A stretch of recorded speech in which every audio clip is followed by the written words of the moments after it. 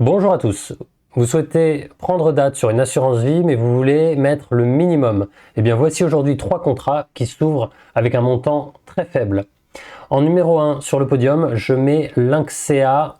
Alors, il y a beaucoup d'assurances vie chez Lynxea, il y en a 4 qu'ils proposent. Aujourd'hui, je m'intéresse à un contrat qui s'ouvre dès 100 € seulement, et ça va être celui Lynxea Avenir 2. Donc, on est sur la société Crédit Mutuel Arkea, société extrêmement solide, et il est donc assuré par Suravenir. Mais Suravenir, c'est le Crédit Mutuel Arkea. Alors pour moi, il est top numéro 1 sur le podium de ces 3 contrats avec où on peut mettre 100 € seulement pour prendre date.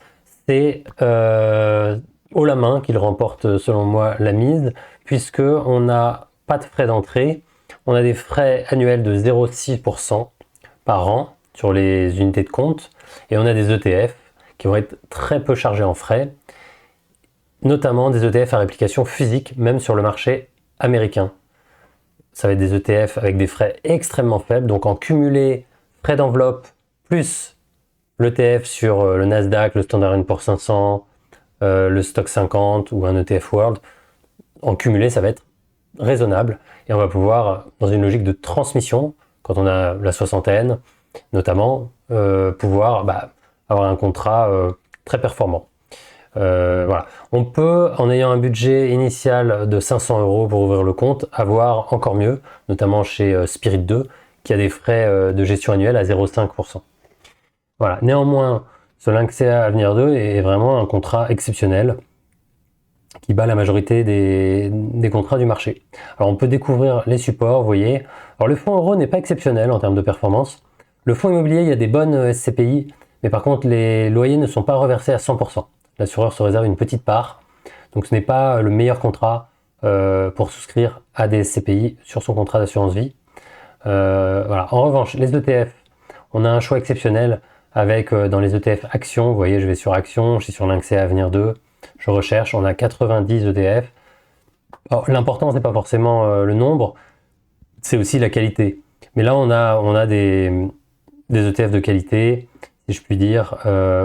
On va retrouver des ETF World, du Standard & Poor's 500, du MSCI USA. On a des sociétés de gestion de qualité, on a Xtrackers, on a UBS, on a un grand choix.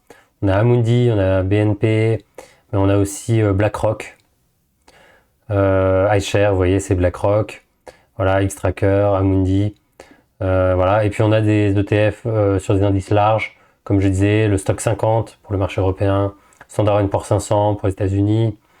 On a même du Value Europe. Ça, c'est un ETF Smart Beta sur les marchés européens. Vous voyez. Alors ça, c'est à vous de regarder, mais je ferai une vidéo spécialement sur cette assurance vie, je pense. C'est à vous. Voilà, on a du Russell 2000. Donc à vous de voir si vous souhaitez sélectionner des ETF à réplication physique. Et il y en a beaucoup sur ce contrat, et c'est ce que je recommande pour l'aspect détention physique que j'aime beaucoup. Vous voyez, on a même du Nasdaq. Voilà. Donc pour moi, numéro 1 sur le podium, sans hésiter, parmi ces 3 contrats qu'on peut ouvrir à 100 €. Alors les inconvénients, moins de CPI que chez Lynxea Spirit 2, et puis les loyers ne sont pas reversés à 100%, et le fonds euro n'est pas exceptionnel. On est dans les 2% et quelques, il y en a 2 des fonds euros, ils ne sont pas exceptionnels. En numéro 2, Garance. J'ai déjà fait une vidéo sur Garance, donc je vais reprendre très rapidement. Garance, on a des frais aussi à 0,6% de gestion des unités de compte. On a des ETF pareil. Inconvénient, on a sur les marchés américains uniquement des ETF à réplication synthétique. Ça, c'est un peu dommage de ne pas avoir de choix d'ETF à réplication physique pour le marché américain. Voilà, mais bon, on a quand même des très bons ETF à Amundi. On a des ETF aussi sur le marché européen. On a un super fonds euro qui est autour de 3,5%, me semble-t-il. Voilà, donc super fonds euro. Alors, petit inconvénient, les frais d'entrée qui sont à 1%. Donc si vous mettez 100 €, ça fait 1 €. Voilà. On a des frais d'entrée qui sont à mon avis négociables si vous mettez un gros montant. Puisqu'ils ont tout intérêt à vous avoir comme client quand même. Donc si vous mettez un gros montant, je pense qu'il y a moyen de... Si vous mettez 100 000 €, évidemment, c'est pas la même chose que si vous mettez 100 €.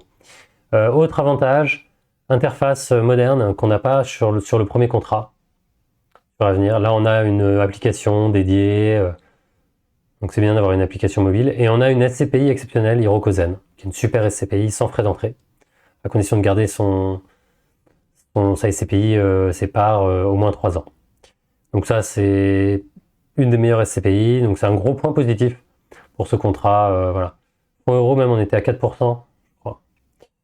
Voilà. En troisième point, j'en ai déjà parlé aussi, Quorum. Là, on peut l'ouvrir dès 50 euros. Donc c'est vraiment un montant très bas. Voilà, l'inconvénient de Quorum, c'est qu'il n'y a pas d'ETF action, il n'y a pas d'ETF obligataire, ça va être des fonds maison. Et il y a même parmi les fonds obligataires les plus performants de chez Quorum, sur le high yield, eh ben, il y a des frais d'entrée. Donc ça c'est dommage, même très dommage. Et puis sur les SCPI, alors là on a des frais d'entrée, alors certes c'est des très bonnes SCPI chez Quorum sur le long terme, mais c'est des frais d'entrée à 12% qui sont vraiment très élevés. C'est-à-dire que voilà, vous, à la fin de l'année, vous avez fait vos versements, vous êtes dans le négatif par rapport à l'argent que vous avez versé. Donc ça, pour moi, c'est un gros point noir. Voilà. Point positif à nouveau, donc application. On peut faire de la DCA mensuelle, des 50 euros. On a les événements Quorum chaque année, qui sont des événements sympas. On a une dynamique. Voilà, le fonds euro est très performant, mais évidemment, il est limité sur autour de 30%, je pense, du portefeuille.